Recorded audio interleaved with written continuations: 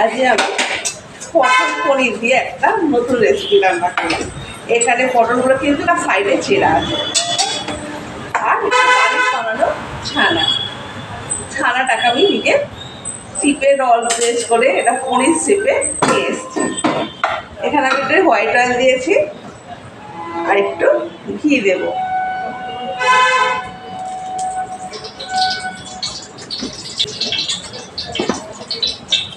পটলগুলোকে না এরকম করে একটু করে কেটে সাইডে একটু করে ছিঁড়ে দিলাম। আমি এখানে পনিরগুলো আগে ভেজে নিচ্ছি। এটা যেহেতু বাড়ির বানানো, একে জল প্রথমে পটলগুলোকে আমি নুন হলুদ মাখিয়ে দিচ্ছি ভালো করে।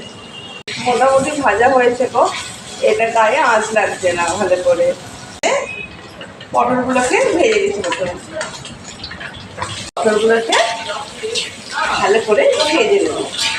এখানে পটল ভাজাগুলো তুলে রেখে এখানে এলাচ, দারচিনি, গরম মশলা দিয়ে দিলাম।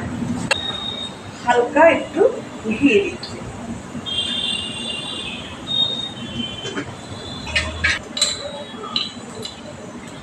এখানে আমি এক চামচ চিনি দিলাম।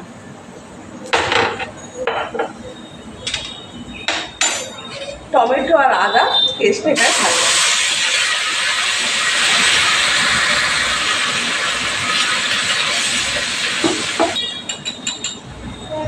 হলুদ দিলাম, তাই কম করে লঙ্কা গুঁড়ো দিচ্ছি। একটু আদা আছে,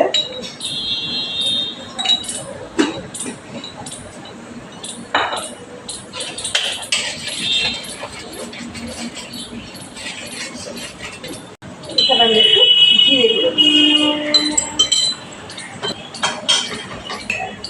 ধনে গুঁড়ো দিচ্ছি, গরম মশলা গুঁড়ো দিচ্ছি। এখানে আমি কাজু, অ্যালমন্ড আর একটু দুধ দিলাম।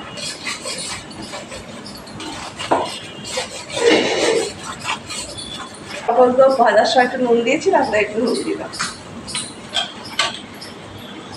পটলটা তুলে দিলাম, হালকা একটু জল দেব।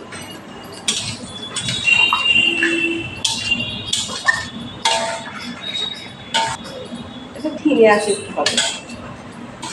এখানে আমি এই পনির ভাজাগুলো এর ওপর আস্তে করে দিয়ে দেব।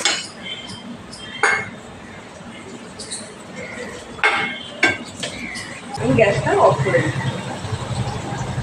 পটল পনির তরকারি দারুণ হয়েছে না? হ্যাঁ গো, হ্যালো, এটা দেখো নতুন রকমের রেসিপি, অবশ্যই করো, ভালো লাগবে। গোটা গোটা পটল আর বাড়ির বানানো পনির দিয়ে দারুণ দারুণ দারুণ।